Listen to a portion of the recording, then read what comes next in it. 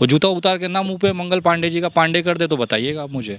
उससे बड़ा चूतिया इंसान मैंने आज तक देश में देखा नहीं है। मुझे एक शर्म आती है कि ऐसा आदमी को हम बाबा लगा के बात करते हैं। जो चवन्नी साहब चूरन बेचने वाला साइकिल पे, वो इंसान आज बाबा बन के उद्योगपति बन के बैठा है। पिछली बार भी मैंने कहा था कि इन जैसे चूतियों की वजह से ना धर्म भी बदनाम होता है। और किसी के बाप की ताकत है जो हमें कोई गिरफ्तार कर ले, रामदेव बाबा ने। सर, हमने देखा है कि किसके बाप की ताकत होती है। ये जो इंसान सलवार पहन के भाग जाए ना, वो इस तरह की बातें करे तो शोभा नहीं देता है। इसके पिछवाड़े कितनी औकात है और इसकी कितना कलेजा है ना, वो हमने रामलीला मैदान दिल्ली में देखा था, जब एक महिला के कपड़े पहन के भाई साहब रात में दौड़े थे। और मैं पूछना चाहता हूँ गृह मंत्री को कि क्या आपकी इतनी औकात नहीं है अमित शाह जी? एक आदमी खुलेआम पुलिस को चुनौती देता है कि बोलता है किसी के बाप में औकात नहीं है कि हमें गिरफ्तार कर ले। अमित शाह के बाप में औकात है, रामदेव को गिरफ्तार करेगा? अगर गिरफ्तारी नहीं हुई तो मैं मान जाऊंगा कि अमित शाह के बाप के अंदर औकात नहीं है रामदेव को गिरफ्तार करने के लिए। दामोदर दास मोदी की औकात नहीं है नरेंद्र मोदी जी के पिताजी को। अगर सोशल मीडिया बंद हो जाएगा तो आप लोग, ये जो भिखमंगों की फौज है बीजेपी आईटी सेल, वो अमित जो बैठा है उसका आईटी सेल का प्रमुख, वो कहाँ जाके भीख मांगेगा? मैं आपको दावे के साथ बोल रहा हूँ द एक्टिविस्ट पे आज चैनल पे कि आने वाला विधानसभा चुनाव उत्तर प्रदेश में योगी जी हैं वो मुख्यमंत्री चेहरा नहीं होगा भाजपा का। सोचिए, हमारे देश का पहली बार ऐसा हुआ है कि अगर कोई हमारे देश का प्रधानमंत्री रोया है और पूरी जनता उस पर हंस रही है। कोई तो मर्द इंसान निकला बिहार के अंदर जो इस तरह का नरेंद्र मोदी की आंखों में आंखें डालकर सवाल पूछे।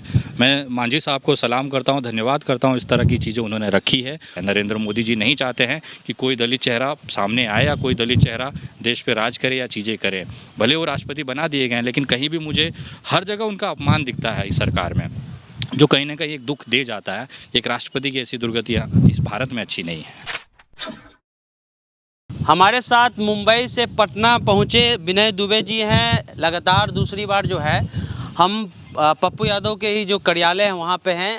आज एक खबर आई सर कि सीजीएम कोर्ट जो है पप्पू यादव का बेल जो है रिजेक्ट कर दिए हैं। अब मामला सेशन में आया है। दोबारा आपका आना हुआ पप्पू यादव के। देखिए, आज सुनवाई थी, उसी के लिए हम लोग आए थे। कल भी हम लोग मुलाकात हुई है और आज वापस सुनवाई थी, जिस कारण हम लोग आए हैं। और हम लोग अब सुप्रीम कोर्ट की तैयारी में हैं, क्योंकि मुझे ऐसा लग रहा है कि बिहार में इस इंसान को और ज़्यादा टॉर्चर किया जाएगा। तो कहीं ना कहीं सर्वोच्च न्यायालय जो देश का है उसमें हमारा अभी भी विश्वास है। तो एक एप्लीकेशन वहाँ पर लगाएंगे और उसी के कुछ पेपर दस्तावेज कार्य हैं, जिस कारण मैं आज वापस आया हूँ। और थोड़ी देर के बाद अभी दरभंगा पप्पू यादव जी से भी मुलाकात करूँगा और फिर उसके बाद दिल्ली के लिए प्रस्थान होगा। सर, कहा जा रहा है कि बहुत हल्का केस है, उसके बावजूद जो है सीजीएम ने बेल देने से मना कर दिया। एकदम ये चीज़ें होती हैं, सरकार का एक दबाव होता है। कल को न्यायपालिका पे भी इस तरह का कंट्रोल किया जा रहा है, थोड़ा सा हमें देख के दुर्भाग्यपूर्ण लगता है। क्योंकि लोग कहाँ जाएंगे अब, जब अब कोर्ट ही इस तरह का बर्ताव करेगी तो एक इंसान किस दरवाजे पे जाके न्याय की उम्मीद करेगा? तो एक दुर्भाग्यपूर्ण है। और हमें उम्मीद है कि माननीय सुप्रीम कोर्ट, अभी हाई कोर्ट का भी मामला आज सुनवाई है, उसकी भी देखनी है। अगर ये हो जाता है तो हमें अच्छा लगेगा, क्योंकि आज बिहार को ज़रूरत है। आप सोचिए, जब से वो आदमी इंसान अंदर गया है, अगर वो बाहर रहता तो 10-12 हज़ार लोगों को एक दिन का खाना खिलाता, दवाइयाँ बांटता, ऑक्सीजन बांटता। तो कहीं ना कहीं पर डे उतने लोगों का नुकसान हो रहा है एक पप्पू यादव को जेल में रहने की वजह से। आपने सर ऑक्सीजन की बात कही। बिहार के स्वास्थ्य मंत्री हैं मंगल पांडे, उन्होंने कहा कि बिहार में जो है किसी व्यक्ति की जो है वो ऑक्सीजन की कमी से मौत नहीं हुई। हाँ, तो उनको तो कहीं नहीं दिखाई देगा ना भैया। जब तक उनके घर पे मौत नहीं होगी तब तक वो मानेंगे नहीं। जिसके घर पे जरा यही स्टेटमेंट अगर किसी के घर पे जो डेथ हुई है जाके दे दीजिए। वो जूता उतार के ना मुंह पे मंगल पांडे जी का पांडे कर दे तो बताइएगा आप मुझे। ऐसा लग रहा है किसी कटर छाप आदमी बात कर रहा है कि नहीं हमारे यहाँ पे सब सही है, कुछ गड़बड़ नहीं। ऐसा होता है कि आप स्वास्थ्य मंत्री, आपकी जिम्मेदारी होती है, लेकिन आप ढीठपना दिखाओगे तो फिर जनता तो है ही है ना, सबक सिखाएगी ही। रामदेव बाबा तो कह रहे हैं कि एलोपैथी कुछ है नहीं, सब स्टूपिड है। कह रहे हैं, आराम से कह रहे हैं कि कोरोनिल ठीक है, इतना दवाई था तो काहे नहीं डॉक्टर खुद बच गए, डॉक्टर खुद मर गए। उससे बड़ा चूतिया इंसान मैंने आज तक देश में देखा नहीं है। मुझे एक शर्म आती है कि ऐसा आदमी को हम बाबा लगा के बात करते हैं। जो चवन्नी साहब चूरन बेचने वाला साइकिल पे, वो इंसान आज बाबा बन के उद्योगपति बन के बैठा है। पिछली बार भी मैंने कहा था कि इन जैसे चूतियों की वजह से ना धर्म भी बदनाम होता है। और हमारी, आप सोचिए, जिन डॉक्टरों ने अपनी जानें दे दी, आज उनकी शहादतें बेकार हो गई इस बेवकूफ़ी की, इस चूतियापे की वजह से। रामदेव बाबा, अपना धंधा करो ना यार, किसने रोका? देश में सब बहुत सारे लोगों को हमने खुली छूट, हर कुत्ता आके वहाँ पर अपना धंधा कर रहा है, अपना चीज़ें कर रहा है, हमने किसी को रोका नहीं ना। आप बिज़नेस करिए ना, किसने रोका है? लेकिन कम से कम जिसने शहादतें, जिसकी जान गई है, उसको तो कम से कम आप सम्मान दीजिए। ये खुद ही जब इसका जब अटक जाता है, जब सांसें एकदम पकड़ लेता है, तब जाके बैठता है ऑक्सीजन में, तब नहीं कहता कि नहीं हमारे पतंजलि वाले आइए। तब जाके उसी अस्पताल में मरवाता है अपनी। उन्होंने कहा सर कि किसी के बाप की ताकत है जो हमें कोई गिरफ्तार कर ले, रामदेव बाबा ने। सर हमने देखा है कि किसके बाप की ताकत होती है। ये जो इंसान सलवार पहन के भाग जाए ना, वो इस तरह की बातें करे तो शोभा नहीं देता है। इसके पिछवाड़े कितनी औकात है और इसकी कितना कलेजा है ना, वो हमने रामलीला मैदान दिल्ली में देखा था, जब एक महिला के कपड़े पहन के भाई साहब रात में दौड़े थे। तो ये सब ना डायलॉगबाजी बंद करिए। रामदेव जी, आपके वीडियो के माध्यम से बोलना चाहता हूँ कि कुत्ते ना हाथी और शेरों वाली बातें ना करें। आप कुत्ते हैं, भौंकिए जितना भौंकना है, कोई दिक्कत नहीं है, लेकिन आप ये मत सोचिए कि आप शेर हो गए हैं या कुछ हो गए हैं। देश अभी भी वीरों से खाली नहीं है। और मैं पूछना चाहता हूँ गृह मंत्री को कि क्या आपकी इतनी औकात नहीं है अमित शाह जी? एक आदमी खुलेआम पुलिस को चुनौती देता है कि बोलता है किसी के बाप में औकात नहीं है कि हमें गिरफ्तार कर ले। अमित शाह के बाप में औकात है, रामदेव को गिरफ्तार करेगा? अगर गिरफ्तारी नहीं हुई तो मैं मान जाऊंगा कि अमित शाह के बाप के अंदर औकात नहीं है रामदेव को गिरफ्तार करने के लिए। दामोदर दास मोदी की औकात नहीं है नरेंद्र मोदी जी के पिताजी को कि इसको गिरफ्तार करके जेल में डाले। अगर इनकी औकात होगी, मैं आपके चैनल के माध्यम से खुला आह्वान देता हूं नरेंद्र मोदी के और उनके पिताजी को, दामोदर दास मोदी को, अमित शाह और उनके बाप को, कि जिस आदमी ने छाती ठोक के बीच कैमरे पे कहा है कि किसी के बाप की औकात नहीं है कि हमको गिरफ्तार करे। अमित शाह जी, अगर आपके बाप की औकात है तो उठा के जेल में डालिए और साबित करिए कि आपके बाप की औकात है, नहीं तो हम समझ जाएंगे कि रामदेव बाबा सही बोल रहा है। सर, एक खबर आ रही है कि सोशल मीडिया जो ट्विटर है उस पर सरकार पाबंदी लगाने जा रही है अगर सरकार का नियम नहीं माने तो। संबित पात्रा का एक केस था, उन्होंने एक ट्वीट कर दिया, उसको लेकर जो है दिल्ली पुलिस पहुंच जाती है ट्विटर ऑफिस कि नहीं भाई आप लोग गलत कर रहे हैं, ऐसा कर उसका एक खबर आ रही है। मैं बहुत दुखी हूँ इस खबर से। ख़ास तौर पर मैं अपने उस बेचारे अंधभक्त भाइयों के पेट पे जो लात पड़ रही है, मैं निवेदन करता हूँ हाथ जोड़कर नरेंद्र मोदी जी और तमाम रवि जी से, रविशंकर जी जो हमारे कानून मंत्री, उनसे निवेदन करता हूँ कम से कम आपके पीछे जो भिखमंगों की फ़ौज खड़ी है ना, उनके पेट पे लात मत मारिए। बेचारे 10 पैसे ही तो लेते हैं आपसे, 1 रुपया ट्वीट करने का लेते हैं। ये कहाँ जाएंगे भीख मांगने? और सड़कों पे जब निकलेंगे बोलेंगे मैं भाजपा कार्यकर्ता हूँ, मुझे कटोरा दे दीजिए, हमको भीख दे दीजिए, हमारा सोशल मीडिया बंद हो गया, आप कमाएंगे कैसे, खाएंगे कैसे? तो इंसान को कोई कुत्ता भीख देने वाला बचा नहीं है। और यही सोशल मीडिया है जिसकी वजह से आप जीत के आते हैं। 2019 आप जीते, 2014 आप जीते, अब 2024 भी आप जीतिए, इन्हीं के दम पे जीतिए, क्योंकि यही लोग आपको जिताते हैं। ये हिंदू मुसलमान की नफरत कहाँ फैलाओगे? चिट्ठी लिखोगे क्या आप दूसरे घर पे जाके, या जाके वहाँ पे कोयले से लिख के आओगे दीवार में कि नहीं हमें हिंदू राष्ट्र चाहिए, हमें मुस्लिम नहीं चाहिए? कहाँ करोगे? अगर सोशल मीडिया बंद हो जाएगा तो आप लोग, ये जो भिखमंगों की फ़ौज है बीजेपी IT सेल, वो अमित जो बैठा है उसका IT सेल का प्रमुख, वो कहाँ जाके भीख मांगेगा? तो कृपया मैं निवेदन करता हूं मोदी जी, बाकी लोगों का छोड़ दीजिए, कम से कम अपने पाले हुए कुत्तों को हड्डी देने के लिए सोशल मीडिया ज़िंदा रखिए और अब चलाइए जितना नफरत चलाना है। आज पूरा देश जाग रहा है और आपको डेमो बंगाल में मिला है। अभी 2021 का जो चुनाव बंगाल गया है वो डेमो था। अभी 2022 का देखिएगा, उसके बाद तीसरी डोज जब 2024 में लगेगी ना, तो देश में भाजपा नामक महामारी से मुक्ति मिल जाएगी देश को। प्रयागराज गंगा किनारे बॉडी बहुत सारी मिली।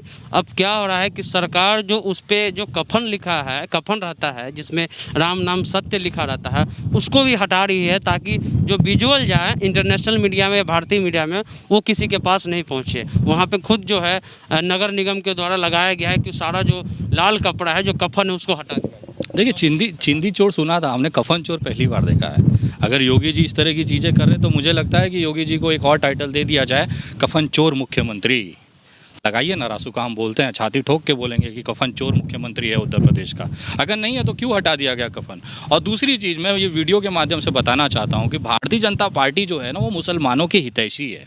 आज मैं सबसे बड़ा खुलासा आपके द एक्टिविस्ट पे करना चाहता हूँ कि भारतीय जनता पार्टी जो है ना, वो हमेशा से मुसलमानों को बचा के रखी है।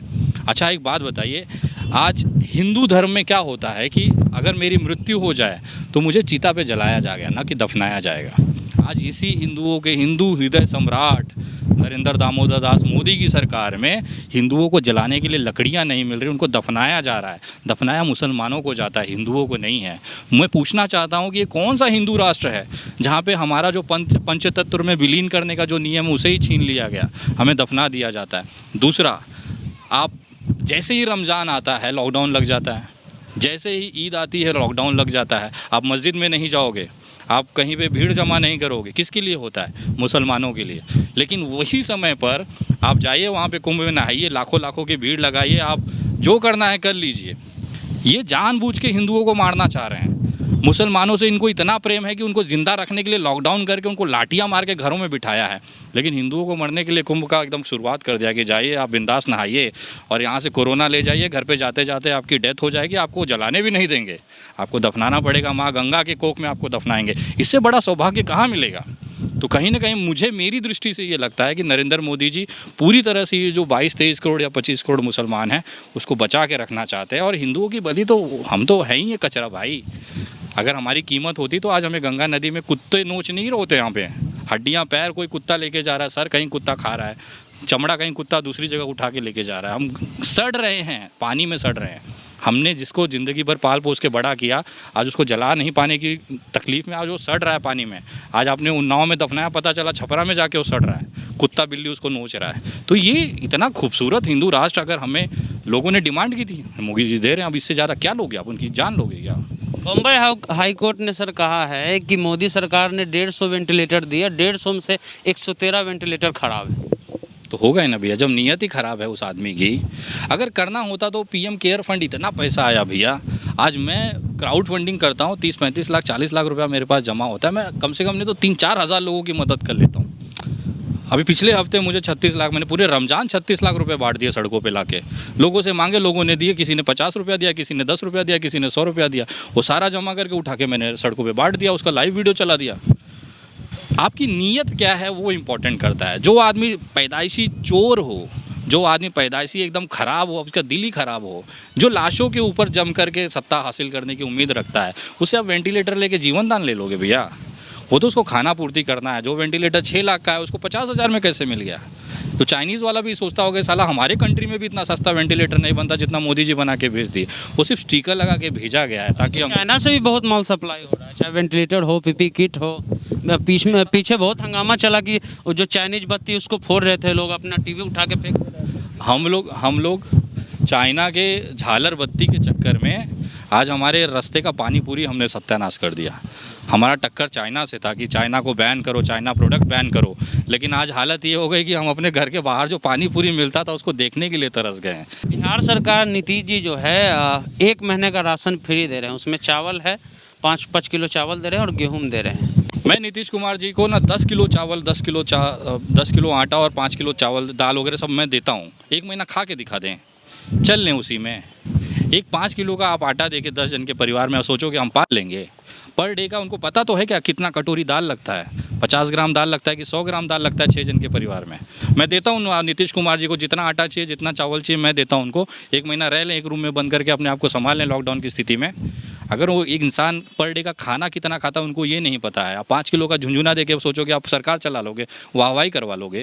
बेंगलोर में एक सांसद है, नाम है तेजस्वी सूर्या। नरेंद्र मोदी और योगी आदित्यनाथ के बाद उनका भी एक नाम आ रहा है, वो भी एक तरह के हिंदू हृदय सम्राट के रूप में ही है।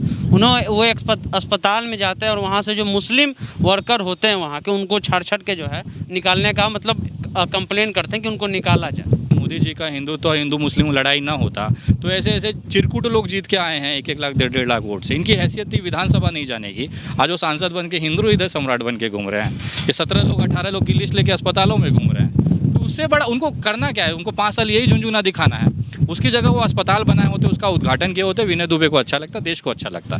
लेकिन ये जाके अस्पतालों में, भैया तुम्हारा नाम क्या? अच्छा वसीम हो, काहे यहाँ काम कर रहे हो, कितने लोगों को दिया? यही कहीं सुरेश को नहीं पूछता है जाके कि भैया सुरेश को भी पूछ लो कि कितने लोगों को दिया? क्योंकि ये अगर नहीं पूछेंगे तो उनकी राजनीति कौन पूछेगा? कुत्ता ना पूछे अगर ये हिंदू मुसलमान ना करें। और भारतीय जनता पार्टी की औकात एक प्रधानी चुनाव जीतने की नहीं है अगर ये हिंदू मुसलमान और पाकिस्तान चाइना निकाल दे अपने मुँह से। क्या बात करें सर, अभी कुछ दिन पहले तो मीटिंग किए हैं यूपी चुनाव को लेकर, RSS और बीजेपी का। भैया आप अभी पंचायती चुनाव बीता है, आप देख लीजिए।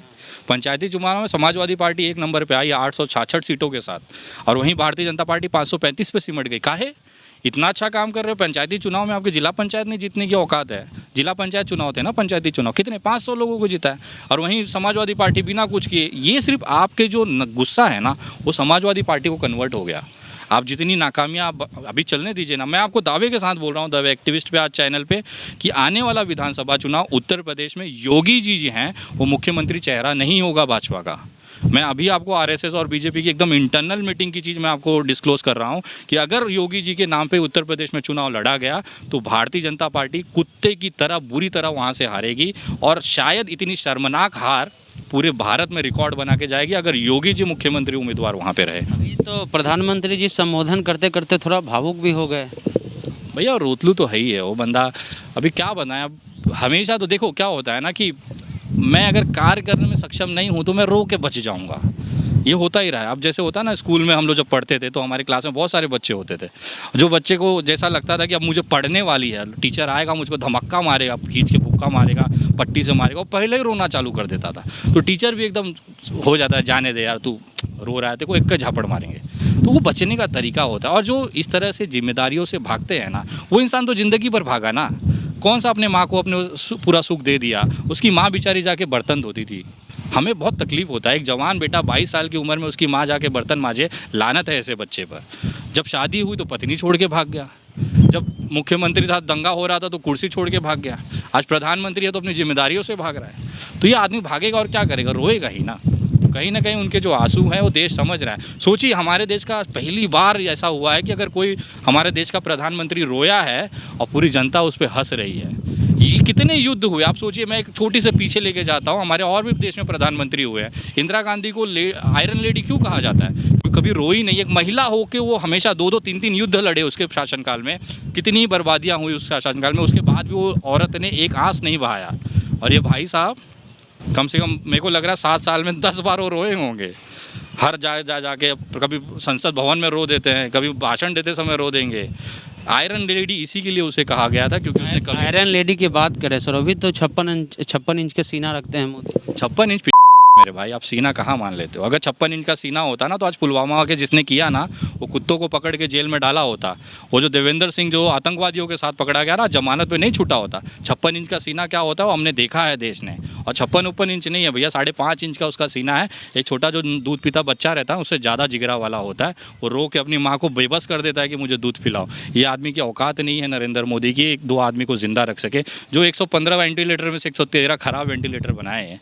अब उससे क्या उम्मीद करोगे पत्रकार महोदय। बिहार सरकार जो यहाँ है बीजेपी और नीतीश कुमार की, उनके एक सहयोगी पार्टी हैं हम, नेता उनके हैं बिहार के पूर्व मुख्यमंत्री जीतन राम मांझी। उन्होंने कहा कि जो वैक्सीनेशन का प्रमाण पत्र मिलता है उसमें प्रधानमंत्री जी का फोटो है, तो क्यों ना जो डेथ सर्टिफिकेट मिलता है, जो मृत्यु प्रमाण पत्र होता है, उसमें भी प्रधानमंत्री का फोटो हो। अगर फोटो करना ही है तो देश के सर्वोच्च तो राष्ट्रपति हैं, तो देश के राष्ट्रपति का फोटो होना चाहिए, प्रधानमंत्री का फोटो अगर होना चाहिए तो दोनों पे होना चाहिए, वैक्सीनेशन प्रमाण पत्र पर भी और डेथ सर्टिफिकेट पर भी। देखिए मैं सलाम करता हूँ इस जज्बे को कि कोई तो मर्द इंसान निकला बिहार के अंदर जो इस तरह का नरेंद्र मोदी की आंखों में आंखें डालकर सवाल पूछे। मैं मांझी साहब को सलाम करता हूँ, धन्यवाद करता हूँ, इस तरह की चीज़ें उन्होंने रखी है। और भाजपा की एक सहयोगी दल होने के नाते मैं भाजपा से ये उम्मीद करता हूँ कम से कम अपने जो सहयोगी दल है, उनके जो आपका अलायंस है, गठबंधन है, उनकी भावनाओं को आप मानेंगे। और बहुत जल्द हर शमशान भूमि पर जलने वाला, कब्रिस्तान में दफनाने जाने वाला या किसी भी धर्म में हुई मृत्यु पे जो प्रमाण पत्र जारी किया जाएगा उसमें मोदी जी का फ़ोटो बड़े खूबसूरत तरीके से कलर में लगा के रखिए, ताकि जब उस फोटो पे नज़र जाए तब पता चले कि इसी इंसान की वजह से इस इंसान की मृत्यु हुई है। आज गुजरात देख लीजिए, आज बिहार देख लीजिए, आज महाराष्ट्र देख लीजिए, आज कहीं भी देख लीजिए, हर जगह अगर ब्रांडिंग करनी है तो मैं बोलता हूँ जो कफन उड़ाया जाता है ना उस पर भी मोदी जी का फ़ोटो लगाइए और उनको एहसास कराइए कि इसी इंसान की वजह से आदमी आज ये मुर्दा लेटा हुआ है। तो मैं स्वागत करता हूँ इसका। और अगर नरेंद्र मोदी जी सही में मार्केटिंग के किंग कहे जाते हैं, उनके अंदर अच्छी मार्केटिंग स्किल है, तो ये बहुत अच्छा ऑप्शन है। क्योंकि आदमी मर जाने के बाद वो सर्टिफिकेट को आदमी संभाल के रखता है, ज़िंदगी भर संभाल के रखता है कि इसका कुछ हो जाएगा तो हमें डिस्टर्ब होगा, प्रॉब्लम होगी। तो उस डॉक्यूमेंट पे अगर ये अपनी खूबसूरत सी मुस्कुराते वाला फ़ोटो लगा देंगे ना तो मैं तो लगता हूँ धन्य हो जाऊँगा भाई। क्योंकि जिसका मरा है वो ज़िंदगी भर देख के उसको गाली देता रहेगा कि साले तेरी वजह से ही हमारा आदमी मरा है। तो कहीं ना कहीं इस चीज़ का स्वागत करता हूँ। मांझी जी को मैं धन्यवाद करता हूँ कि ऐसा उन्होंने किया है और उनको कहूँगा कि कृपया इसे करवा कर ले लीजिए। आप सहयोगी दल हैं, आप बोलिए अमित शाह को, नरेंद्र मोदी जी को। और रही बात हमारे राष्ट्रपति का अपमान करने की, तो मैं ये पूरे दावे के साथ कह सकता हूँ ये जो सरकार है ये दलित विरोधी हमेशा से रही है। एक दलित का फ़ोटो, एक राष्ट्रपति है हमारे दलित, हमको सम्मान है, हम उनको बहुत उनका पैर छू के आशीर्वाद लेने में मुझे कोई दिक्कत नहीं है। इस इंसान को जिसको प्राथमिकता होती है, हर राष्ट्र का पहला एक आदमी होता है, फर्स्ट मैन जिसे हम कहते हैं, उसकी फ़ोटो हटा के अगर मोदी जी लगाना है तो ये कहीं ना कहीं मोदी जी ये दिखाते हैं कि हम अपने राष्ट्रपति को भी नहीं मानते हैं। तो ये उनकी जो विचारधारा, उनकी जो मानसिकता है, इसका मैं कट्टर विरोध करता रहा हूँ। और मैं निवेदन करूँगा कि अगर अभी भी थोड़ी भी शर्म बची होगी ना, तो राष्ट्रपति हैं हमारे, वो चुने हुए संवैधानिक पद पे आप ही ने बनाया है, तो कृपया उनको वो सम्मान दीजिए। अगर आप सही में मानते हैं कि वो राष्ट्रपति हैं और एक दलित, मुझे ऐसा लगता है कहीं ना कहीं एक दलित होने के नाते उनको पीछे रखा गया है। नरेंद्र मोदी जी नहीं चाहते हैं कि कोई दलित चेहरा सामने आए या कोई दलित चेहरा देश पे राज करे या चीज़ें करे। भले वो राष्ट्रपति बना दिए गए हैं, लेकिन कहीं भी मुझे हर जगह उनका अपमान दिखता है इस सरकार में, जो कहीं ना कहीं एक दुख दे जाता है। एक राष्ट्रपति की ऐसी दुर्गतियाँ इस भारत में अच्छी नहीं है। बिहार के मुख्यमंत्री नीतीश कुमार जी कहते हैं कि कोई भी विधायक हो, कोई भी जनप्रतिनिधि हो, वो जो है बाहर न घूमे, चाहे मंत्री हो, विधायक हो, सांसद हो। यानी जिस प्रकार लोग घूम रहे हैं, एक प्रतिनिधि के नाते लोग घूमना चाह रहे हैं, लेकिन बोले हैं कि अभी घूमिए नहीं, बाहर नहीं जाइए। सही बात है, बाहर निकल के करेंगे क्या, झुंझुना बनाएंगे? बाहर निकल के वैसे भी तो आपके करने की औकात नहीं है। अब मैं नीतीश कुमार जी के इस निर्णय का स्वागत करता हूं और कहता हूं कि बिहार सरकार के अंदर कोई भी मंत्री की इतनी औकात नहीं है कि 4 जन की जान बचा ले। तो बेहतर आप घर में बैठिए। जो जान बचाने वाला था वो सड़कों पे घूम रहा था, पप्पू यादव नाम का, आज उसको जमानत नहीं मिल पा रही, 14 दिन से ज़्यादा वो जेल में हो गया। तो बिहार सरकार वैसे भी निकल के क्या घंटा उखाड़ लोगे तुम लोग, कि पूरी यूनिट, पूरी कैबिनेट बाहर सड़कों पे निकला, क्या उखाड़ लेगा वो लोग? अगर उनको करना होता तो ऑफिस में बैठ करके पीएमसीएच में ऑक्सीजन के लिए डेड बॉडी नहीं गिर रही होती, या कहीं पे जितनी बिहार में लाशें गिर रही है नहीं गिर रही होती। तो वैसे भी इनकी औकात है नहीं भाई साहब। पत्रकार महोदय ये चीज़ समझिए। वो नीतीश कुमार जी जानते हैं अगर ये बाहर निकलेंगे तो लुल्ल कुछ कर नहीं पाएंगे, तो बेटर है घर में बैठे रहे, कम से कम 2 गाली खा लेंगे, हमारा अपमान तो नहीं होगा। और वैसे भी इनकी हैसियत नहीं है कि किसी की जान बचा ले। और मुझे बहुत शर्म आती है कि बिहार की जनता अभी भी चुप है इस चीज़ को लेकर कि उनके बीच का एक मसीहा आदमी पप्पू यादव आज जेल में बैठा है और मैं देख रहा हूँ कि बिहार शांत है। वो चाहता है कि हमारे घर पे लाशें गिरे, हमें कोई खाना ना खिलाए, हमें कोई ऑक्सीजन ना मिले। तो मैं मानता हूँ कि पप्पू यादव जी अगर जेल में है तो बहुत सही जेल में है वो। एक अंतिम सवाल आपसे ये है कि कल किसान आंदोलन के 6 महीने पूरे हो गए और सरकार अभी तक जो है उनकी बात सुनने, तो उनसे बात भी बंद हो गया, निगोशिएट जो हो रहा था वो भी बंद हो चुका है। तो हो गए ना भैया, काहे करेंगे वो लोग बात? क्या फ़ायदा है किसान आंदोलन से? कहाँ चुनाव चल रहा है क्या? कहीं वोटिंग देंगे क्या वो लोग? जब चुनाव आएगा 2000, मैं बता रहा हूँ ना, 2022 से पहले सारी चीज़ें हो जाएंगी।